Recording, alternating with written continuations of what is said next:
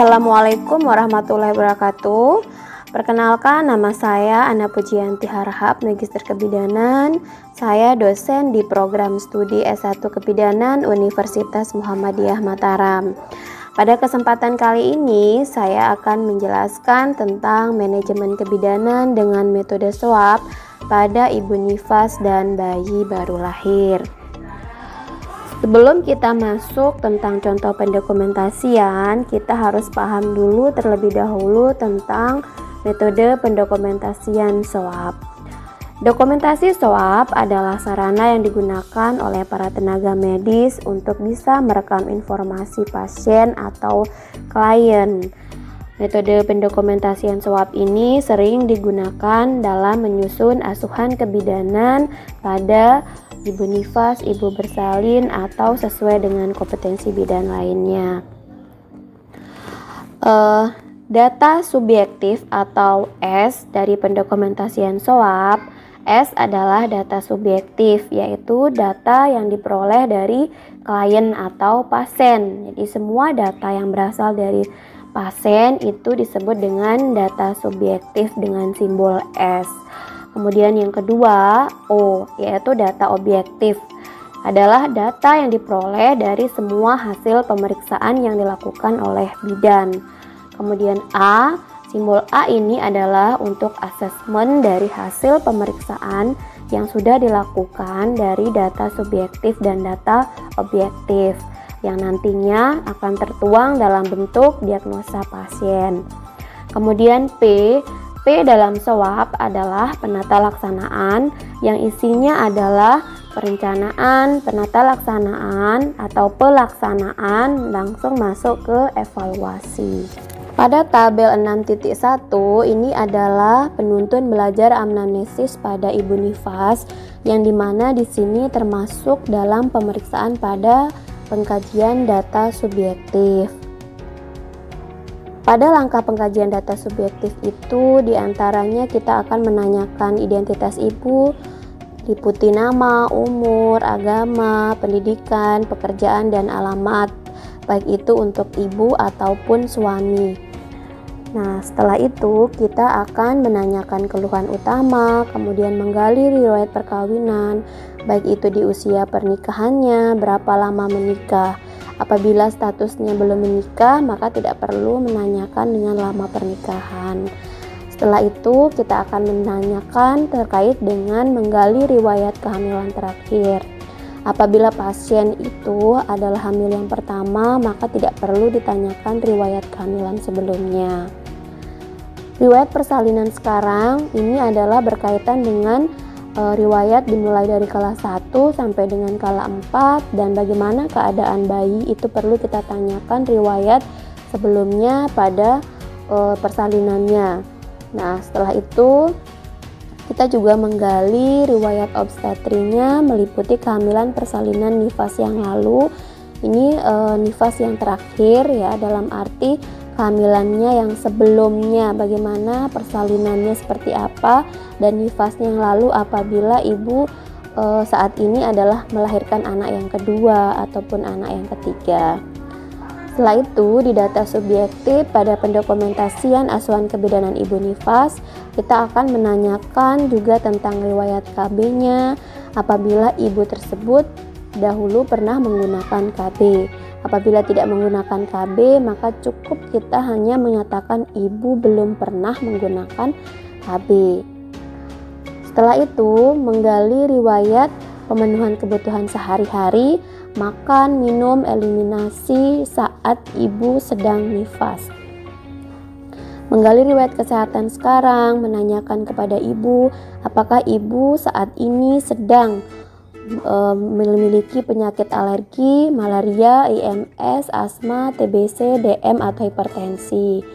Kemudian menggali riwayat kesehatan yang terdahulu, yang sekarang. Setelah itu ada ditanyakan juga tentang keluarganya. Apakah keluarganya ada yang menderita penyakit malaria, AIDS, asma, DM, ataupun TORCH.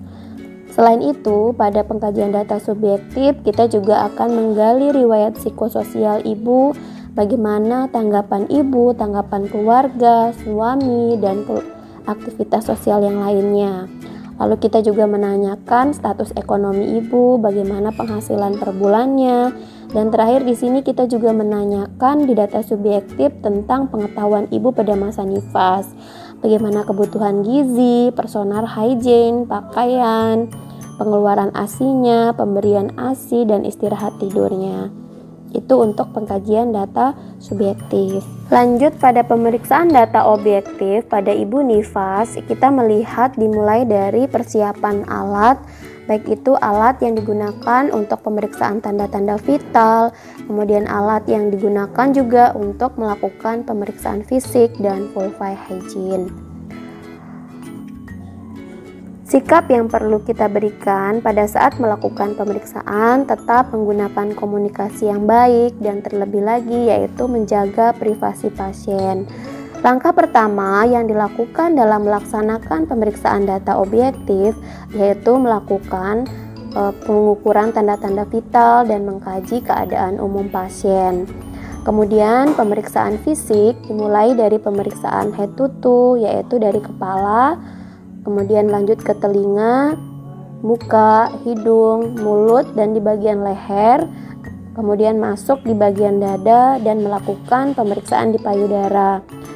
Pada ibu nifas yang perlu dipastikan di pemeriksaan payudara adalah pengeluaran kolostrum, pengeluaran ASI pada ibu nifas. Nah, setelah itu di pemeriksaan abdomen yang perlu kita lakukan adalah penurunan TFU, yaitu memastikan involusi uteri dan mengecek kontraksi uteri. Setelah melakukan pemeriksaan data objektif pada bagian abdomen ibu, dilanjutkan pada bagian pemeriksaan ekstremitas pasien. Yang dinilai di sini kita melakukan inspeksi, yaitu melihat warna, apakah ada kemerahan atau tidak, kemudian melakukan palpasi dengan melihat apakah ada varises pada ekstremitas bawah ibu, mengecek refleks patelanya, apakah ada tanda nyeri, dan yang paling penting pada pemeriksaan ekstremitas bagian bawah untuk ibu nifas adalah tanda Homannya apakah positif atau negatif. Selanjutnya pada pemeriksaan data objektif yang selanjutnya adalah pemeriksaan genitalia. Yang perlu diperhatikan di sini adalah pemeriksaan genitalia yaitu melakukan pemeriksaan tentang lochia. Lochia yang dikeluarkan apakah sudah sesuai tidak dengan masa nifas ibu. Selanjutnya yang terakhir yaitu ada kandung kemih dan pemeriksaan anus kepada ibu nifas.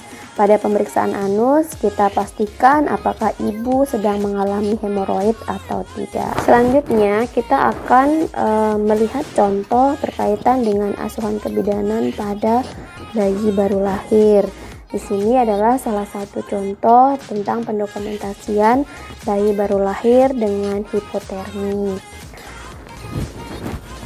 Nah, pada bagian kasus ini dimulai dari judul asuhan kebidanannya, kemudian jangan lupa mencantumkan nomor register, tanggal lahir, pengkajian, dan kapan siapa yang mengkaji. Setelah itu kita melihat identitas. Identitas di sini dari identitas bayi dan kedua orang tuanya, baru kita masuk di data subjektif. Data subjektif itu di sini contohnya misalnya berkaitan dengan data ibu, kapan bayi itu dilahirkan, dan bagaimana tentang keaktifan dan refleks bayi saat menghisap pertama. Kemudian data objektifnya bisa dilihat dari masa gestasi atau masa kehamilan ibu pada saat dia dilahirkan.